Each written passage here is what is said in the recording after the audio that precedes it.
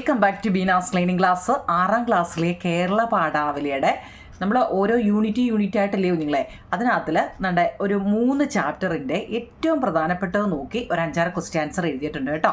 ഒന്നാമത് ശാസ്ത്രം മുന്നേറുന്നു, പിന്നെ അതിൻ്റെ തൊട്ട് താഴെ ആദ്യത്തെ പറക്കൽ, പിന്നെ പന്തങ്ങൾ എന്ന് പറയുന്ന ചാപ്റ്റർ കേട്ടോ. ആ 3 പ്രധാനപ്പെട്ടത് നോക്കി നിങ്ങളെല്ലാം നല്ലപോലെ പഠിച്ച് കാണുമെന്ന് എനിക്കറിയാം. എന്നാലും ഇനി ഇത് നോട്ട് കിട്ടാതെയോ കേട്ടോ, എന്തെങ്കിലും സ്കൂളിൽ പോകാതെയോ നോട്ട് കിട്ടാതെയോ ഒക്കെ ഇരിക്കുന്നവർക്ക് ഈ ടെസ്റ്റ് നല്ലപോലെ അങ്ങ് പഠിക്കാവും. നിങ്ങളെ ഞാൻ ഈ തരുന്നത് പഠിക്കണമെന്നല്ല, ഈ ടെസ്റ്റ് നല്ലതുപോലെ നിങ്ങൾ വായിച്ച് പഠിച്ചിട്ട് വേണം സ്കൂളിൽ പോകാൻ കേട്ടോ. കാരണം ഏത് രീതി വേണമെങ്കിലും ചോദ്യം ചോദിക്കാം. നമ്മൾ കാണാതെ അങ്ങ് പഠിച്ചെല്ലാം കാണാതെ പഠിച്ചുകൊണ്ട് പോകരുത്. ടെസ്റ്റിലെ കാര്യങ്ങളെല്ലാം നല്ലതുപോലെ മനസ്സിലാക്കി വെച്ചിട്ട് വേണം പോകാൻ കേട്ടോ. നമ്മുടെ പുസ്തകം മാറ്റമല്ലായിരുന്നോ? അപ്പോൾ ഇനി പുതിയ രീതിയിലൊക്കെ ആയിരിക്കും ക്വസ്റ്റ്യൻ വരുന്നത്. നമ്മൾ ഓണപ്പരീക്ഷയ്ക്ക് എല്ലാവർക്കും ക്വസ്റ്റ്യൻ പാടായിരുന്നു എന്നാണ് പറഞ്ഞത് കേട്ടോ. അപ്പോൾ ഇത് ക്രിസ്മസ് പരീക്ഷയാണ്. അപ്പോൾ അതിൻ്റെ 3 ചാപ്റ്ററാണ് ഞാൻ ഈ പാഠത്തിനകത്തിൽ എഴുതിയിരിക്കുന്നത്. വളരെ കുറച്ച് നോട്ടേ ഉള്ളൂ. കഥ നിങ്ങൾ വായിച്ച് നല്ലതുപോലെ മനസ്സിലാക്കണം. അപ്പോൾ കേരള പാഠാവലിയാണ് അതിൻ്റെ ശാസ്ത്രം മുന്നേറുന്നു എന്ന് പറഞ്ഞ് വെച്ചാൽ അറിഞ്ഞു വിടരാം എന്ന യൂണിറ്റ്. നിങ്ങൾ ആ യൂണിറ്റ് ഒന്ന് നോക്കണേ നിങ്ങൾ കേട്ടോ. അറിഞ്ഞു വിടരാം എന്ന് പറയുന്ന യൂണിറ്റിനകത്തിൽ 3 ഒന്ന് ശാസ്ത്രം മുന്നേറുന്നു, രണ്ടാമത്തെ ആദ്യത്തെ പറക്കൽ, പിന്നെ 3-മത്തെ പന്തങ്ങൾ. ഈ 1-മത്തേനകത്ത് ശാസ്ത്രത്തെക്കുറിച്ചാണ്. നമ്മുടെ ശാസ്ത്രം പല അത്ഭുതങ്ങൾ സൃഷ്ടിച്ചിട്ടുണ്ട്. കണ്ടുപിടുത്തങ്ങളുടെയും നിർമ്മാണത്തിൻ്റെയും അവസാനമില്ലാത്ത ഘോഷയാത്രയാണെന്നൊക്കെയുള്ള ശാസ്ത്രങ്ങളെക്കുറിച്ചാണ്. രണ്ടാമത്തത് ബാലനായ ഒരു കടൽ കോഴിക്കുഞ്ഞിൻ്റെയും അവൻ്റെ കുടുംബത്തിൻ്റെയും കഥയാണ് ഈ ആദ്യത്തെ പറക്കൽ എന്ന് പറയുന്നത് കേട്ടോ. അതിനകത്തിൽ കരയിലും ആകാശത്തും സഞ്ചരിക്കാൻ കഴിയുന്ന കടൽ പക്ഷിയെ കേന്ദ്ര കഥാപാത്രമാക്കി ജീവിതത്തിൻ്റെ പ്രതിസന്ധി ഘട്ടങ്ങളെ എങ്ങനെ മറികടക്കാമെന്ന് വ്യക്തമാക്കുന്നതാണ് ആദ്യത്തെ പറക്കൽ എന്ന് പറയുന്നത്. പിന്നെ പന്തങ്ങൾ എന്ന് പറയുന്നുണ്ട്. അത് നമ്മുടെ വൈലോപ്പള്ളി ശ്രീധരമേനോൻ്റെ കവിതയാണ് പന്തങ്ങൾ എന്ന് പറയുന്നത്. വിപ്ലവ വീര്യവും ആദർശവും ഈ കവിതയിലുണ്ട് കേട്ടോ. അപ്പോൾ ഓരോരുത്തരെയും നമ്മൾ വൈലോപ്പള്ളി ശ്രീധരമേനോൻ്റെയാണ് പന്തങ്ങൾ. അതൊരു കവിതയാണ്. മനസ്സിലാക്കി ഓരോന്നും പഠിച്ചു പോകണം കേട്ടോ. നമ്മളിപ്പോൾ പറയുന്നത് ശാസ്ത്രം മുന്നേറുന്നു. അപ്പോൾ അതിനകത്തിലെ കുറച്ച് ക്വസ്റ്റ്യൻ ആൻസർ നോക്കൂ നിങ്ങളുടെ. മനുഷ്യർ എത്രയോ മുമ്പ് ജീവിച്ചിരുന്ന എല്ലാത്തരം തിരക്കുകളേക്കാൾ കൗതുകകരമായൊരു ജീവിയാണ്. മനുഷ്യന് മറ്റു ജീവികളേക്കാൾ എന്ത് വ്യത്യസ്തതയുണ്ടെന്നാണ് നമ്മുടെ നെഹ്റു ഇവിടെ സൂചിപ്പിക്കുന്നത്. 1-മത്തെ ചോദ്യം കണ്ടോ, ജവഹർലാൽ നെഹ്റുവിൻ്റെ ആണല്ലേ. ജവഹർലാൽ നെഹ്റുവിനെ കുറിച്ചൊക്കെ എഴുതാൻ അറിയാമോ? വൈലോപ്പള്ളി ശ്രീധരമേനോൻ്റെ അതിന് നമ്മുടെ ടെസ്റ്റിൽ ഒരു ചെറിയ പ്രൊഫൈൽ കൊടുത്തിട്ടുണ്ട് കേട്ടോ. കഥാപാത്ര നിരൂപണത്തെക്കുറിച്ചൊക്കെ ചോദിക്കുകയാണെങ്കിൽ ചിലപ്പോൾ അതൊക്കെ ഒന്ന് പഠിച്ചു വെച്ചേക്കണേ, വൈലോപ്പള്ളി ശ്രീധരമേനോൻ്റെ കേട്ടോ.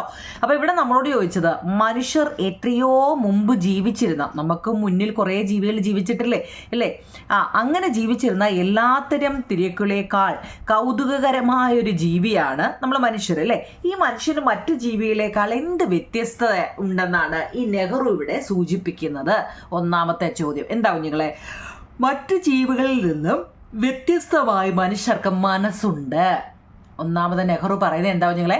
മറ്റു ജീവികളിൽ നിന്ന് വ്യത്യസ്തമായി മനുഷ്യർക്ക് മനസ്സുണ്ട് അല്ലേ. നമുക്ക് മനസ്സുണ്ട്. ഇപ്പം എനിക്ക് മനസ്സുള്ളത് കൊണ്ടല്ലേ ഞാനിപ്പോൾ ഇത് എഴുതി നിങ്ങൾക്ക് പറഞ്ഞു തരുന്നത് അല്ലേ. ഇത് അവരിൽ അന്വേഷിക്കുവാനും മനസ്സിലാക്കുവാനുമുള്ള ആഗ്രഹം സൃഷ്ടിക്കുന്നു.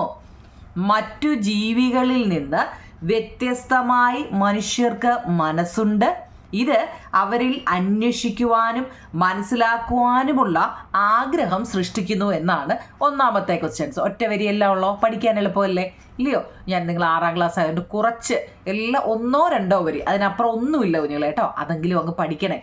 2-മത്തത് എന്നാൽ അവൻ തന്നോടല്ലാതെ ആരോട് ചോദിക്കാനാണ്? എന്നാൽ അവൻ തന്നോടല്ലാതെ ആരോട് ചോദിക്കാനാണ്? വേറെ ആരുണ്ട് അന്ന് മറുപടി പറയാൻ? ഈ ചോദ്യങ്ങൾക്ക് ഉത്തരം കണ്ടെത്താൻ മനുഷ്യർ കഴിഞ്ഞത് എങ്ങനെയാണ്? ചോദ്യം മനസ്സിലാക്കണേ കുഞ്ഞുങ്ങളെ. എന്നാൽ അവൻ തന്നോടല്ലാതെ ആരോട് ചോദിക്കാനാണ്? വേറെ ആരുണ്ട് അന്ന് മറുപടി പറയാൻ? ഈ ചോദ്യങ്ങൾക്ക് ഉത്തരം കണ്ടെത്താൻ മനുഷ്യന് കഴിഞ്ഞത് എങ്ങനെയാണ് എന്നാണ് ചോദ്യം കേട്ടോ. എങ്ങനെയാണ് എന്നാണ് ചോദ്യം. അപ്പം നോക്കിയേ, മനസ്സെന്ന വിസ്മയത്തിൻ്റെ സഹായത്തോടെ സാവധാനത്തിലും പണിപ്പെട്ടും മനുഷ്യൻ അനുഭവങ്ങൾ ശേഖരിച്ചു തുടങ്ങുകയും അവയിൽ നിന്നും പലതും പഠിക്കുകയും ചെയ്തു. ആദ്യകാലം മുതൽ ഇന്ന് വരെ തുടർന്ന അന്വേഷണത്തിനിടയിൽ പലതും കണ്ടുപിടിക്കാനും മനുഷ്യന് കഴിഞ്ഞു എന്നതാണ്. വായിക്കാൻ അറിയാമല്ലോ. മനസ്സെന്ന വിസ്മയത്തിൻ്റെ സഹായത്തോടെ, നമ്മുടെ മനസ്സാന്ന് നമ്മുടെ നെഹ്റു അല്ലേ, ജവഹർലാൽ നെഹ്റു നമ്മളോട് പറഞ്ഞു മറ്റു ജീവികളിൽ നിന്നും വ്യത്യസ്തമായിട്ട് മനുഷ്യർക്ക് മനസ്സുണ്ട് എന്ന് അദ്ദേഹം പറഞ്ഞിട്ടുണ്ട് അല്ലേ. അപ്പം ഈ മനസ്സെന്ന വിസ്മയത്തിൻ്റെ സഹായത്തോടെ അല്ലേ, സാവധാനത്തിലും അല്ലെ പണിപ്പെട്ടും ഒക്കെ മനുഷ്യൻ അനുഭവങ്ങൾ ശേഖരിച്ചു തുടങ്ങുകയും അവയിൽ നിന്നും പലതും അവർ പഠിക്കുകയും ചെയ്തു അല്ലേ. ഓരോ അനുഭവം വരുമ്പോഴല്ലേ ഓരോന്നും നമ്മൾ പഠിക്കുന്നത്. ആദ്യകാലം മുതൽ ഇന്ന് വരെ തുടർന്ന അന്വേഷണത്തിനിടയിൽ പലതും കണ്ടുപിടിക്കാനും നമ്മുടെ മനുഷ്യന് കഴിഞ്ഞു എന്നുള്ളതാണ്. മനസ്സിലാവുന്നുണ്ടോ? അടുത്തത്, എന്നാൽ ഇത് ശാസ്ത്രത്തിൻ്റെ തെറ്റായിരുന്നില്ല. എന്തിനെക്കുറിച്ചാണ് ഈ വാക്യം ഇവിടെ സൂചിപ്പിക്കുന്നത്? ശാസ്ത്ര കണ്ടുപിടുത്തങ്ങളുടെ ഫലമായിട്ട് അനേക ലക്ഷം ആളുകൾക്ക് ജീവിതം കൂടുതൽ ശ്രമരഹിതവും സുഖകരവുമായിട്ട് തീർന്നു.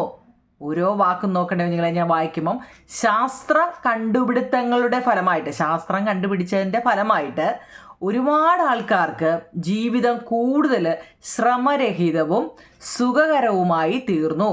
അതോടൊപ്പം ശാസ്ത്രം തന്നെ നശീകരണത്തിനുള്ള ഏറ്റവും സമൃദ്ധമായ സാമഗ്രികളും സൃഷ്ടിച്ചു. എന്നാൽ ഇത് ശാസ്ത്രത്തിൻ്റെ തെറ്റായിരുന്നില്ല അല്ലേ. ഇത് നമ്മുടെ എന്തെല്ലാം കണ്ടുപിടുത്തങ്ങളാവും നിങ്ങളെ അല്ലേ. ഇന്നത്തെ കാലത്ത് എന്തെല്ലാം കണ്ടുപിടുത്തങ്ങളാണ് അല്ലേ. ഫോൺ വന്നു, TV വന്നു, റേഡിയോ വന്നു അല്ലേ. എന്തെല്ലാം നമ്മൾ കണ്ടുപിടിച്ച് കഴിഞ്ഞിരിക്കുന്നു അല്ലേ. TV ആയാലും റേഡിയോ ആയാലും ന്യൂസ് പേപ്പർ, പിന്നെ എന്തെല്ലാം അല്ലേ കാര്യങ്ങൾ കണ്ടുപിടിച്ചിരിക്കുന്നു അല്ലേ. ഇതുകൊണ്ട് നമുക്ക് ഗുണമുണ്ട്, അതുപോലെ തന്നെ ദോഷമുണ്ട് അല്ലേ. അതാ ഇവിടെ പറയുന്നത്. അതോടൊപ്പം ശാസ്ത്രം തന്നെ നശീകരണത്തിനുള്ള എല്ലാ സമൃദ്ധമായ സാമഗ്രികളും സൃഷ്ടിച്ചിട്ടുണ്ട്. എന്നാൽ ഇത് ശാസ്ത്രത്തിൻ്റെ തെറ്റായിരുന്നില്ല അല്ലേ. ശാസ്ത്രത്തിൻ്റെ തെറ്റായിരുന്നു അത്. അപ്പം അത് മനസ്സിലാക്കണേ. ശാസ്ത്ര കണ്ടുപിടുത്തങ്ങളുടെ ഫലമായിട്ട് അനേക ലക്ഷം ആളുകൾക്ക് ജീവിതം കൂടുതൽ ശ്രമരഹിതമാവുകയും അതുപോലെ സുഖകരമായി തീരുകയും ചെയ്തിട്ടുണ്ട്. അതോടൊപ്പം തന്നെ ഈ ശാസ്ത്രം തന്നെ നശീകരണത്തിനുള്ള ഏറ്റവും സമൃദ്ധമായ സാമഗ്രികളും സൃഷ്ടിച്ചു. എന്നാൽ ഇത് ശാസ്ത്രത്തിൻ്റെ തെറ്റായിരുന്നില്ല എന്നാണ് പറയുന്നത്. ഓക്കെ ആണോ? 3 ഞാൻ ഇങ്ങനെ കാണിക്കുന്നത് നിങ്ങൾക്ക് എഴുതിയെടുത്ത് പഠിക്കാൻ വേണ്ടിയാണ്. ഇത് 2, 1. ഓക്കെ ആണോ? അത്രയും ഓക്കെ. അടുത്ത 19-ാം നൂറ്റാണ്ട് പുരോഗമിച്ചതോടെ മാറ്റത്തിൻ്റെ ഗതിക്ക് വേഗത കൂടി. ചോദ്യം നല്ലപോലെ മനസ്സിലാക്കണേ നിങ്ങൾ. നമ്മൾ ശാസ്ത്രത്തിൻ്റെ എല്ലാത്തിൻ്റെ 5 എണ്ണം മാത്രമേ ഞാൻ എഴുതിയിട്ടുള്ളൂ കേട്ടോ. ചെറുത് നോക്കി 5 എണ്ണം നിങ്ങൾക്ക് പഠിക്കാൻ പറ്റണ്ടേ, അതുകൊണ്ട് ചെറുത് നോക്കി. 19-ാം നൂറ്റാണ്ട് പുരോഗമിച്ചതോടെ മാറ്റത്തിൻ്റെ ഗതിക്ക് വേഗത കൂടി. ഈ പ്രസ്താവനയ്ക്ക് തെളിവായി ഈ നമ്മുടെ ലേഖനത്തിൽ സൂചിപ്പിച്ചിട്ടുള്ള കാര്യങ്ങൾ എന്തെല്ലാമാണ്? നമ്മുടെ ശാസ്ത്രം പല അത്ഭുതങ്ങളും സൃഷ്ടിച്ചു അല്ലേ. നിങ്ങൾക്ക് ഇതൊക്കെ അങ്ങ് എഴുതണം. ഇതൊക്കെ നല്ല പോയിൻ്റായിട്ടുള്ള കേട്ടോ. ശാസ്ത്രം പല അത്ഭുതങ്ങളും സൃഷ്ടിച്ചു. കണ്ടുപിടുത്തങ്ങളുടെയും നിർമ്മാണത്തിൻ്റെയും അവസാനമില്ലാത്ത ഘോഷയാത്ര ആളുകളുടെ കണ്ണഞ്ചിപ്പിച്ചു. കണ്ടെത്തലുകൾ പലതും ജനങ്ങളുടെ ജീവിത രീതിയിൽ മാറ്റം വരുത്തുകയും ചെയ്തു. കമ്പി, ദൂരശ്രവണ യന്ത്രം, മോട്ടോർ വാഹനം, വിമാനം എന്നിവ കണ്ടെത്തലുകളുടെ പട്ടികയിൽപ്പെട്ടതാണ്. മുമ്പ് ഞാൻ പറഞ്ഞതുപോലെ എന്തെല്ലാം കണ്ടുപിടുത്തങ്ങളാണ് നമ്മുടെ ഭൂമിയിൽ അല്ലേ. നമ്മുടെ എന്തെല്ലാം ആണ് നോക്കി. ശാസ്ത്രം പല അത്ഭുതങ്ങളുമാണ് ശാസ്ത്രം സൃഷ്ടിച്ചത്. കണ്ടുപിടുത്തങ്ങളുടെയും നിർമ്മാണത്തിൻ്റെയും അവസാനമില്ലാത്ത ഘോഷയാത്ര അല്ലേ ആളുകളുടെ കണ്ണഞ്ചിപ്പിച്ചു. കണ്ടെത്തലുകൾ പലതും ജനങ്ങളുടെ ജീവിത രീതിയിൽ മാറ്റം വരുത്തുകയും ചെയ്തു. കമ്പി, ദൂരശ്രവണയന്ത്രം, മോട്ടോർ വാഹനം, വിമാനം എന്നിവ കണ്ടെത്തലുകളുടെ പട്ടികയിൽപ്പെട്ടതാണ്. അപ്പോൾ അത് വൃത്തിയായിട്ട് എഴുതിയെടുക്കണേ. ഒരെണ്ണം കൂടെ അങ്ങ് പഠിച്ചോ. ശാസ്ത്രത്തിൻ്റെ സമ്മാനങ്ങളെ ദുരുപയോഗപ്പെടുത്തുന്നതിൻ്റെ കാരണമായിട്ട് പറഞ്ഞിട്ടുള്ള കാര്യം എന്താണ്?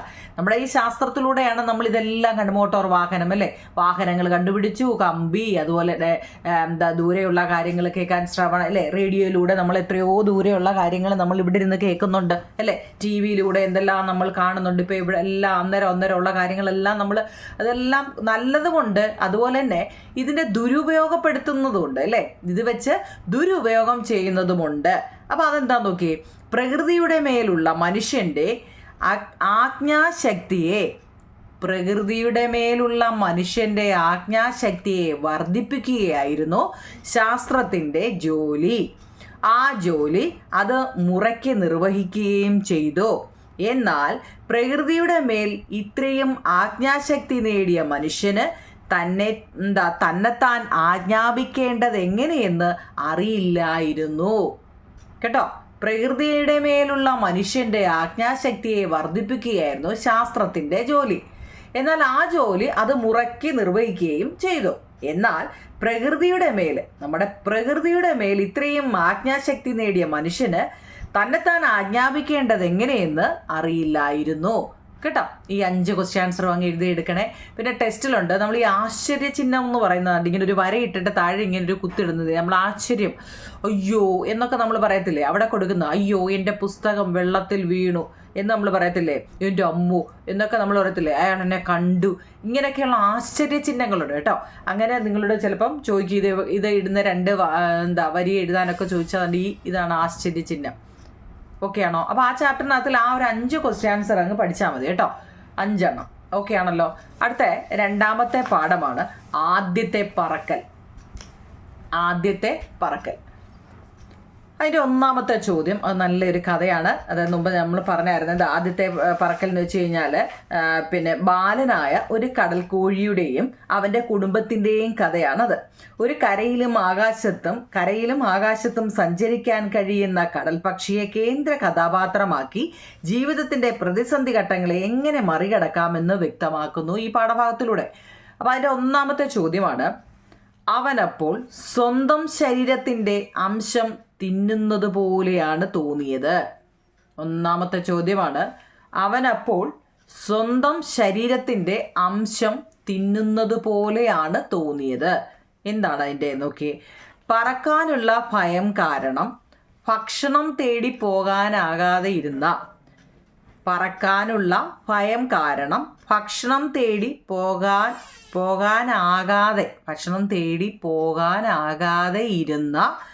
ബാലനായ കടൽ കാക്കയ്ക്ക് വിശക്കാൻ തുടങ്ങിയപ്പോൾ അവൻ ഇരുന്നിരുന്ന പാറയുടെ അടുത്ത് അന്വേഷിക്കാൻ ആരംഭിച്ചു.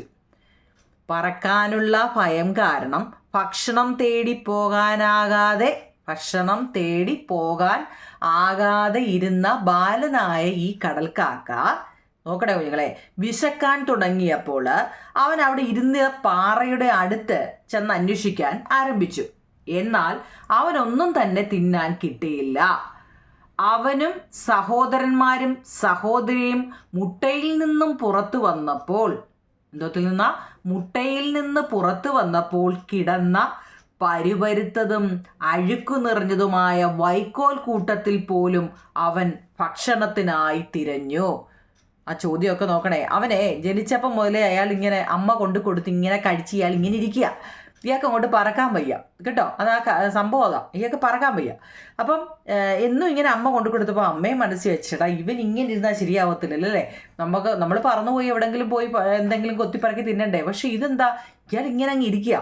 അപ്പം അമ്മ എന്ത് ചെയ്തു, പറന്നുപോയി അല്ലേ. നിങ്ങൾ ആ ടെസ്റ്റ് നല്ലതുപോലെ വായിക്കണം കേട്ടോ. നല്ലൊരു കഥയാണ്, നിങ്ങൾക്ക് മാർക്ക് സ്കോർ ചെയ്യാൻ പറ്റുന്ന ഒരു ചാപ്റ്ററാണിത് കേട്ടോ. വായിക്കാൻ പറ്റുന്നുണ്ടോ നിങ്ങളെ? പറക്കാനുള്ള ഭയം കാരണം ഭക്ഷണം തേടി പോകാനാകാതെ ഇരുന്ന ബാലനായ കടൽക്കാക്കയ്ക്ക് വിശക്കാൻ തുടങ്ങിയപ്പോൾ അവൻ ഇരുന്നിരുന്ന പാറയുടെ അടുത്ത് അന്വേഷിക്കാൻ ആരംഭിച്ചു. എന്നാൽ അവനൊന്നും തന്നെ തിന്നാൻ കിട്ടിയില്ല. അവനും സഹോദരന്മാരും സഹോദരിയും മുട്ടയിൽ നിന്നും പുറത്തു വന്നപ്പോൾ, അവൻ്റെ കൂടെ വന്നുണ്ടല്ലോ മുട്ട പൊട്ടി ഇവരെല്ലാവരും കൂടെ വന്നത് അല്ലേ, അങ്ങനെ സഹോദരന്മാരും സഹോദരിയും ഒക്കെ ഈ മുട്ടയിൽ നിന്ന് പുറത്തു വന്നപ്പോൾ അവിടെ ആ പുറത്തു വന്ന സ്ഥലമുണ്ടല്ലോ, കൂട്ടിലെല്ലിയോ ഇത് കിളിച്ച്, അപ്പോൾ ആ കിടന്ന പരിപരുത്തതും അഴുക്ക് നിറഞ്ഞതുമായ വൈക്കോല് അല്ലേ. ഇത് തള്ളക്കാക്ക എന്താണ്, നീ അമ്മക്കാക്ക മുട്ട നല്ലൊരു കൂടൊക്കെ പണിഞ്ഞിട്ടല്ലേ മുട്ട വെച്ചല്ലേ വിരിയുന്നത്. അപ്പം വിരിഞ്ഞു കഴിഞ്ഞപ്പോൾ ഈ വൈക്കോൽ കൂട്ടത്തിൽ പോലും അഴുക്കായിരുന്നു അല്ലേ, അഴുക്ക് കൂടി കിടന്ന ആ വൈക്കോൽ കൂട്ടത്തിൽ പോലും അവൻ ഭക്ഷണത്തിനായിട്ട് തിരഞ്ഞു എന്നാണ്. പുള്ളികളോട് കൂടിയ ആ മുട്ടത്തോടിൻ്റെ ഉണങ്ങിയ കഷ്ണങ്ങൾ, അത് പൊട്ടിയല്ലേ ഇത് പുറത്ത് വന്നത്, ആ പുള്ളിയോട് കൂടിയ മുട്ടത്തോടിൻ്റെ ഉണങ്ങിയ കഷ്ണങ്ങൾ കൊത്തി തിന്നാൻ നോക്കിയപ്പോൾ അവന് സ്വന്തം ശരീരത്തിൻ്റെ അംശം തിന്നുന്നത് പോലെയാണ് തോന്നിയത്. ശരിയല്ലേ? അതിറങ്ങി വന്ന ആ മുട്ടയുടെ തോട് അല്ലേ, പുള്ളികളോട് കൂടിയ ആ മുട്ടത്തോടിൻ്റെ ഉണങ്ങിയ കഷ്ണങ്ങൾ വരെ അത് കൊത്തി തിന്നു നോക്കിയപ്പോൾ അവൻ എന്താ തോന്നിയത്? ഇതെൻ്റെ സ്വന്തം ശരീരത്തിൻ്റെ അംശം തിന്നുന്നത് പോലെയാണ് തോന്നിയത്. മനസ്സിലായോ നിങ്ങളെ? ഓക്കെ ആണോ? അപ്പോൾ ഇതാണ് അതിൻ്റെ ക്വസ്റ്റ്യൻ ആൻസർ. ഇത്രയും എഴുതി എടുക്കണേ. ഓക്കെ, രണ്ടാമത്തെ ചോദ്യം. 1 മിനിറ്റ് നേരം കഴിഞ്ഞപ്പോൾ അവൻ സന്തോഷം കൊണ്ട് ആർക്കുകയായി എന്നാണ് കേട്ടോ. 1 മിനിറ്റ് അങ്ങോട്ട് കഴിഞ്ഞപ്പോൾ അവൻ സന്തോഷം കൊണ്ട് ആർക്കുകയായി എന്നാണ് നമുക്ക് ചോദ്യം തന്നേക്കുന്നത്. തനിക്ക് കഴിക്കാൻ ഭക്ഷണത്തിനായിട്ട് ബാലനായ ആ കടൽക്കാക്ക കരയാൻ തുടങ്ങി. അപ്പം അതിന് വിശപ്പ് സഹിക്കുന്നില്ല അല്ലേ? തനിക്ക് കഴിക്കാൻ ഭക്ഷണത്തിനായിട്ട് ആ ബാലനായ കാക്ക കരയാൻ തുടങ്ങി. പക്ഷേ അമ്മക്കോഴിയോടുള്ള അപേക്ഷയായിരുന്നു അവൻ്റെ കരച്ചിൽ.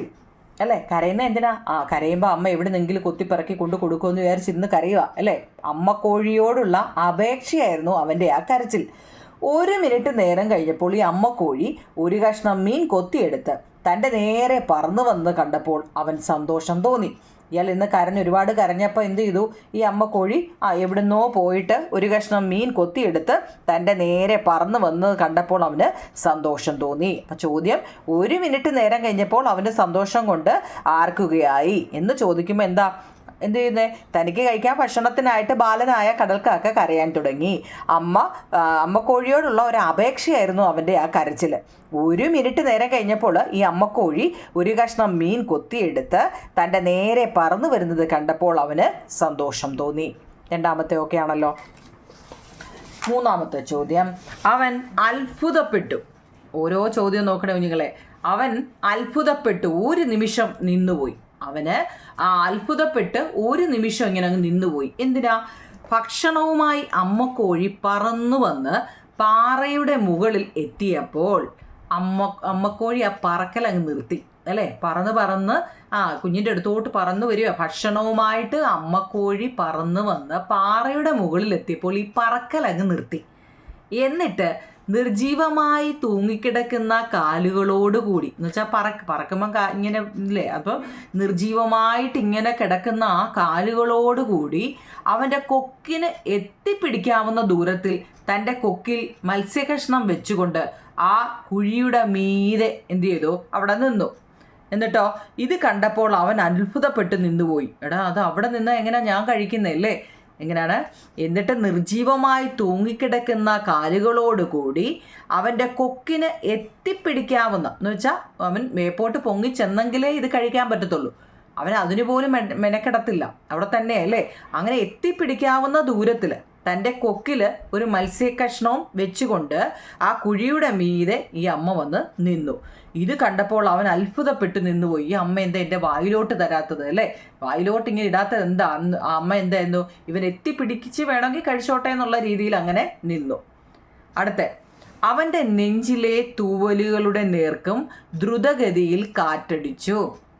അവൻ്റെ നെഞ്ചിലെ തൂവലുകളുടെ നേർക്കും ദ്രുതഗതിയും കാറ്റടിച്ചു. ഇതെല്ലാം വിശദീകരിച്ച് എഴുതാനുള്ളതാട്ടോ. ക്വസ്റ്റ്യൻ ആൻസർ ടെസ്റ്റിലെ ചോദ്യമാണ്. വിശപ്പ് കലശമായപ്പോൾ ആ നിമിഷം മീൻ കഷ്ണത്തിനായി അവൻ മുന്നോട്ട് കുതിച്ചു. അപ്പം അമ്മക്കാക്ക അവിടെ ഒന്ന് നിൽക്കുന്നേ ഉള്ളൂ. നീ വേണം ഇങ്ങോട്ട് വാ, നീ എപ്പോഴും ഇങ്ങനെ അവിടെ ഇരുന്ന് തന്നെ കഴിച്ചാലോ, നീ വേണമെങ്കിൽ ഇങ്ങോട്ട് വാ എന്നുള്ള രീതിയിൽ ആ അമ്മക്കാക്ക അവിടെ നിന്നപ്പം അവന് വിശപ്പൊട്ടും സഹിക്കുന്നില്ല. വിശപ്പ് കലശമായപ്പോൾ ആ നിമിഷം മീൻ കഷ്ണത്തിനായിട്ട് അവൻ മുന്നോട്ട് കുതിച്ചു. ഉറക്ക നിലവിളിച്ചുകൊണ്ട് അവൻ ആ ശൂന്യതയിലേക്ക് കീഴോട്ട് പോയി. ഉറക്ക നിലവിളിച്ചുകൊണ്ട് അവന് ശൂന്യതയിലേക്ക്, ഒരു പാറയുടെ മണ്ടൊക്കെ ഇരിക്കുന്നെന്ന് പറഞ്ഞില്ലായിരുന്നു, ശൂന്യതയിലേക്ക് കീഴോട്ട് പോയി. പക്ഷെ അവൻ്റെ മാതാവാകട്ടെ മുകളിലേക്ക് പറന്നുയരുകയാണ് ചെയ്തത്. ഇവൻ താപ്പോട്ട് പോയെങ്കിലും ആ അമ്മ നോക്കിയില്ല. ആ അമ്മ എന്ത് ചെയ്തു? മാതാവാകട്ടെ മുകളിലേക്ക് പറന്നുയരുകയാണ് ചെയ്തത്. അവളുടെ കീഴിലൂടെ പാഞ്ഞപ്പോൾ അവൻ ചിറകടി കേൾക്കുകയുണ്ടായി. എന്നുവെച്ചാൽ ഇത് താപ്പോട്ട്, നമ്മുടെ കൊച്ചു താപ്പോട്ടാണ് പോയത്, അമ്മ മേപ്പോട്ട്. അപ്പോൾ അമ്മ മേപ്പോട്ട് പോയപ്പോൾ ആ ചിറകടിക്കുമല്ലോ, ആ ചിറകടി ഇത് കേൾക്കുന്നുണ്ടായിരുന്നു. പിന്നെയോ ഭീമമായ ഭയം അവനെ പിടികൂടി. പെട്ടെന്ന് അവൻ പേടിച്ചു. ആ പേടി അവനെ പിടികൂടി. ഇത് ഒരു നിമിഷം മാത്രമേ പക്ഷെ അത് നിലനിന്നുള്ളൂ. ആ പേടി ഒരു നിമിഷം മാത്രമേ നിലനിന്നുള്ളൂ. അടുത്ത നിമിഷത്തിൽ തൻ്റെ ചിറകുകൾ പുറത്തേക്ക് പരക്കുന്നു എന്ന് അവൻ അറിഞ്ഞു. അവൻ താഴോട്ട് വീഴാൻ പോവുകയല്ലേ. കാരണം എന്താ, ചിറകടിക്കുന്നില്ല, അവന് ചിറകടിക്കാനൊന്നും അറിയത്തില്ല. പിന്നെ അപ്പം എന്താ, താഴോട്ട് വീഴുമെന്ന പേടിയായി അവന് അല്ലേ. പിന്നെ ഭീമമായ ഭയം അവനെ പിടികൂടി. വീണ് കഴിഞ്ഞാൽ എന്തായിരിക്കും. ഒരു നിമിഷം മാത്രമേ പക്ഷെ അത് നിലനിന്നുള്ളൂ. അടുത്ത നിമിഷത്തിൽ തൻ്റെ ചിറകുകൾ പുറത്തേക്ക് പരക്കുന്നു എന്ന് അവന് തോന്നി അല്ലേ. അവനത് അറിഞ്ഞു. അവൻ്റെ നെഞ്ചിലെ തൂവലുകൾക്ക് നേർക്കും ദ്രുതഗതിയിൽ കാറ്റടിച്ചു എന്നാണ് പറയുന്നത്. ആ കഥ നല്ലപോലെ വായിക്കണം, അല്ലെങ്കിൽ നിങ്ങൾക്ക് ചിലപ്പോൾ ഇത് മനസ്സിലാവത്തില്ല കേട്ടോ. വിശപ്പ് കലശമായപ്പോൾ ആ നിമിഷം മീൻകഷ്ണത്തിനായിട്ട് അവൻ മുന്നോട്ട് കുതിച്ചു. ഉറക്കെ നിലവിളിച്ചുകൊണ്ട് അവൻ ശൂന്യതയിലേക്ക് കീഴോട്ട് പോയി. അവൻ്റെ മാതാവാകട്ടെ മുകളിലേക്ക് പറന്നുയരുകയാണ് ചെയ്തത്. അവളുടെ കീഴിലൂടെ പാഞ്ഞപ്പോൾ അവൻ ആ ചിറകടി കേൾക്കുന്നുണ്ടായിരുന്നു. പിന്നെ ഭീമമായ ഭയം അവനെ പിടികൂടി. ഇത് ഒരു നിമിഷം മാത്രമേ പക്ഷെ നിലനിന്നുള്ളൂ. അടുത്ത നിമിഷത്തിൽ തൻ്റെ ചിറകുകൾ പുറത്തേക്ക് പരക്കുന്നു എന്ന് അവൻ അറിഞ്ഞു. അവൻ്റെ നെഞ്ചിലെ തൂവലുകൾക്ക് നേർക്കും ദ്രുതഗതിയിൽ കാറ്റടിച്ചു എന്നാണ് പറയുന്നത്. ഓക്കെയാണോ 4? 5-ാമത്തെ ചോദ്യം. ഇത് കണ്ട് ഒരു വശത്തേക്ക് കൊക്ക് ചരിച്ചു വെച്ച് അവൻ വിനോദപൂർവ്വം ഒന്ന് കരഞ്ഞു. ഇത് കണ്ട് ഒരു വശത്തേക്ക് കൊക്ക് ഇങ്ങനെ ചരിച്ചു വെച്ചിട്ട് അവൻ വിനോദപൂർവ്വം ഒന്ന് കരഞ്ഞു. അതായത് തനിക്ക് പറക്കാൻ കഴിയില്ലെന്ന ചിന്ത അവൻ അന്നേരം മറന്നു. തനിക്ക് പറക്കാൻ കഴിയില്ല എന്ന ചിന്ത അവൻ മറന്നു. ഉറക്ക നിലവിളിച്ചുകൊണ്ട് അവൻ പൊങ്ങുവാനും താഴുവാനും കുതിച്ചു ചാടുവാനും തുടങ്ങി. ആ സമയം അവൻ സമുദ്രത്തിന് സമീപമെത്തിയിരുന്നു. സമുദ്രത്തിന് മീതെ മുന്നോട്ട് അവൻ പറന്നു. വിസ്താരമേറിയ ഒരു പച്ചക്കടലും അതിന് മീതെയുള്ള ചലിക്കുന്ന മേടുകളും അവന് താഴേക്ക് അവൻ പറന്നുപോയപ്പോൾ അത് താഴെ കണ്ടു എന്നാണ്. മനസ്സിലായോ? ഒരു വശത്തേക്ക് അവനിങ്ങനെ കൊക്ക് ചരിച്ച് വെച്ചിട്ട് അവനിങ്ങനെ വിനോദപൂർവ്വം ഒന്ന് കരഞ്ഞു. എന്ന് വെച്ചാൽ സന്തോഷം കൊണ്ടാണ് അല്ലേ. തനിക്ക് പറക്കാൻ കഴിയില്ലെന്ന ചിന്ത അവൻ മറന്നു. ഉറക്കെ നിലവിളിച്ചുകൊണ്ട് അവൻ പൊങ്ങുവാനും താഴുവാനും കുതിച്ചു ചാടുവാനും തുടങ്ങി. ആ സമയം അവൻ സമുദ്രത്തിന് സമീപമെത്തിയിരുന്നു. സമുദ്രത്തിന് മീതെ മുന്നോട്ട് അവൻ പറന്നു. വിസ്താരമേറിയ ഒരു പച്ചക്കടലും അതിനു മീതെയുള്ള ചലിക്കുന്ന മേടുകളും അവൻ താഴെ കണ്ടു എന്നാണ് പറയുന്നത്. അടുത്ത 7-ാമത്തെ ചോദ്യം. അവൻ്റെ കുടുംബക്കാർ നിലവിളിച്ച് അവനെ സ്തുതിച്ചു. അവൻ്റെ കുടുംബക്കാര് നിലവിളിച്ച് അവനെ സ്തുതിച്ചു. അതായത് ബാലനായ നമ്മുടെ കടൽക്കോഴിയുടെ കാലുകൾ പച്ചക്കടലിൽ താണുപോയി. വയറ് ചെന്ന് അതിൽ മുട്ടി ഇങ്ങനെ നിന്നു. പിന്നെ അവൻ താണുപോയില്ല, അവിടെ കൊണ്ട് നിന്നു. അതിലങ്ങനെ പൊങ്ങി ഇങ്ങനെ കിടന്നു. അവൻ്റെ കുടുംബക്കാർ പെട്ടെന്ന് നിലവിളിച്ച് അവനെ സ്തുതിച്ചു എന്നാ പറയുന്നത്. ഇവന് പറക്കാൻ വയ്യാത്തതുകൊണ്ടില്ല, മേളിൽ നിന്ന് താപ്പോട്ട് വീഴത്തില്ലേ ഇല്ലേ. ആദ്യമായിട്ട് ഇങ്ങനെ വരുമ്പോൾ പെട്ടെന്ന് എന്താണ്, ബാലനായ കടൽക്കോഴിയുടെ കാലുകൾ പച്ചക്കടലിൽ താണുപോയി. കാലങ്ങ് കടലിൽ താണുപോയി, പക്ഷെ വയറ് ചെന്ന് എന്താ അതിൽ മുട്ടി ഇങ്ങനെ നിന്നു. അവൻ പിന്നെ എന്താ താണുപോയില്ല, അതിലങ്ങനെ പൊങ്ങിക്കിടന്നു. അവൻ്റെ കുടുംബക്കാർ നിലവിളിച്ച് അവനെ സ്തുതിച്ചു എന്നാണ് പറയുന്നത്. പദപരിചയം എഴുതുക. സഹസ്രാബ്ദം എന്ന് വെച്ച് കഴിഞ്ഞാൽ 1000 വർഷം. സഹസ്രം എന്ന് വെച്ചാൽ 1000, സഹസ്രാബ്ദം 1000 വർഷം. വിദൂരവർത്തി എന്ന് വെച്ചാൽ അകലെ സ്ഥിതി ചെയ്യുന്നത്. മനോരാജ്യം എന്ന് വെച്ചാൽ നമ്മൾ ഭാവനയിൽ കാണുന്നത്. മനോരാജ്യം ഭാവനയിൽ കാണുന്നത്. ജിജ്ഞാസ എന്ന് വെച്ചാൽ നമുക്ക് അറിയാനുള്ള ആഗ്രഹം. ജിജ്ഞാസ എന്ന് വെച്ചാൽ അറിയാനുള്ള ആഗ്രഹം. പിന്നെ അടുത്ത ഒരു പാഠവും കൂടെ ഉണ്ടോ നിങ്ങൾ നോക്കിക്കേ. പന്തങ്ങൾ. 3-ാമത്തെ പാഠമാണ് പന്തങ്ങൾ. പന്തങ്ങൾ എഴുതിയത് ആരാണ്? വൈലോപ്പള്ളി ശ്രീധരമേനോന്റെ കവിതയാണ് പന്തങ്ങൾ എന്ന് പറയുന്നത്. നിങ്ങൾ ഏത് ക്വസ്റ്റ്യൻ ആൻസർ ചോദിച്ചാലും ആ ഒരു വരി ആദ്യം എഴുതണം കേട്ടോ. പന്തങ്ങൾ എന്ന് പറയുന്ന പാഠം എഴുതിയത് വൈലോപ്പള്ളി ശ്രീധരമേനോന്റെ ഒരു കവിതയാണ്. വിപ്ലവ വീര്യവും ആദർശവും ഈ കവിതയിലുണ്ട് കേട്ടോ. വിപ്ലവ വീര്യവും അതുപോലെ തന്നെ എന്താണ് ആദർശവും അദ്ദേഹത്തിന്റെ കവിതയിലുണ്ട്. നമ്മുടെ 1-ാമത്തെ ചോദ്യം. ചെറുകൈകളോട് കവി ആവശ്യപ്പെടുന്നത് എന്താണ്? കയ്യുകളോട് അല്ലേ, കൈകളോടൊന്നല്ല, കയ്യുകളോട്. കയ്യുകളോട് കവി ആവശ്യപ്പെടുന്നത് എന്താണ്? പിതാമഹർ കാടിനു നടുവിൽ നിന്നും നേടിയെടുത്ത ചിന്താശക്തിയുടെ വാള് കണക്കെയുള്ള തീനാളങ്ങൾ വന്നെടുക്കാനാണ് കവി പുതുതലമുറയോട് ആവശ്യപ്പെടുന്നത്.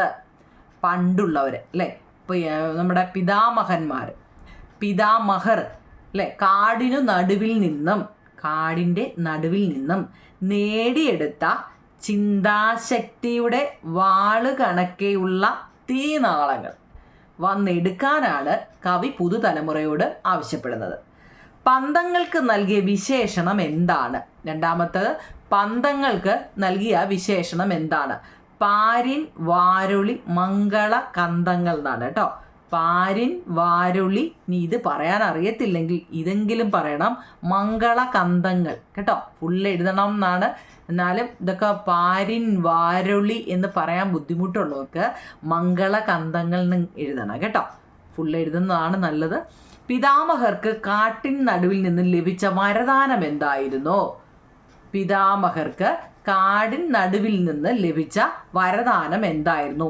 ചിന്താശക്തിയുടെ വാള് കണക്കെയുള്ള തീനാളമായിരുന്നു അവർക്ക് കിട്ടിയത്. ചിന്താശക്തിയുടെ വാള് കണക്കെയുള്ള തീനാളം ആയിരുന്നു. അഗ്നിയുടെ പുഞ്ചിരിയെ എന്തായിട്ടാണ് വിശേഷിപ്പിക്കുന്നത്? അഗ്നിയുടെ പുഞ്ചിരിയെ എന്തായിട്ടാണ് വിശേഷിപ്പിക്കുന്നത്? മണ്ണിന് വിണ്ണിൻ്റെ വാഗ്ദാനമായിട്ടാണ്. അതൊരു പാട്ടാണല്ലേ, മണ്ണിന് വിണ്ണിൻ്റെ വാഗ്ദാനമേ ആണോ? മണ്ണിന് വിണ്ണിൻ്റെ വാഗ്ദാനമായിട്ടാണ് അഗ്നിയുടെ പുഞ്ചിരിയെ കവി ഇവിടെ വിശേഷിപ്പിക്കുന്നത് കേട്ടോ. മണ്ണിന് വിണ്ണിൻ്റെ വാഗ്ദാനമായിട്ടാണ് വിശേഷിപ്പിച്ചിരിക്കുന്നത്. പുരോഗതിയുടെയും ഉയർച്ചയുടെയും വിശാല ലോക ചിന്തകളാണ് കവി ഇവിടെ ആവിഷ്കരിക്കുന്നത്. ഇത് ഇത്രയും പറയാൻ ബുദ്ധിമുട്ടാണെങ്കിൽ മണ്ണിന് വിണ്ണിൻ്റെ വാഗ്ദാനമായിട്ടാണ് കേട്ടോ. ഓക്കെ ആണോ? 4 ചിലപ്പോൾ 1 മാർക്കിനൊക്കെ ചോദിക്കുക, അതിനാണ് ഞാനിത് പറയുന്നത്. ഇത് കണ്ട് ഒരു വശത്തേക്ക് കൊക്കൊക്കെ നമ്മളെ കൊക്കിൻ്റെ വിട്ട് അല്ലേ, പന്തങ്ങളായി. ഓക്കെ, ഇരുട്ടുകൾ സംഭ്രമിക്കാൻ, ആ ചോദ്യം നോക്കി നിങ്ങൾ, ഇരുട്ടുകൾ സംഭ്രമിക്കാൻ കാരണമെന്ത്? ഇരുട്ടുകൾ വന്ന എന്താ? പന്തങ്ങളുടെ പ്രകാശം ഇരുട്ടിനെ ഇല്ലാതാക്കി. അതിനാൽ ഇരുട്ടുകൾ സംഭ്രമിച്ചു. ഇരുട്ടുകൾ ഇല്ലാതെയായെന്നാ അല്ലേ? ഇരുട്ടെല്ലാം മാറി, പന്തങ്ങൾ വന്നപ്പോൾ ഇരുട്ടില്ലാതായി. സമൂഹത്തിൽ നിലനിന്നിരുന്ന ദുരാചാരങ്ങളാവുന്ന ഇരുട്ട് പുരോഗമന നാശങ്ങളുടെ ചിന്തകളാൽ ഇല്ലാതാകുന്ന പുതുകാലത്തെ ഈ പ്രയോഗം സൂചിപ്പിക്കുന്നു. ഓക്കെ ആണോ? പന്തങ്ങളുടെ പ്രകാശം ഇരുട്ടിനെ ഇല്ലാതെയാക്കി. അതിനാൽ ഇരുട്ടുകൾ സംഭ്രമിച്ചു. സമൂഹത്തിൽ നിലനിന്നിരുന്ന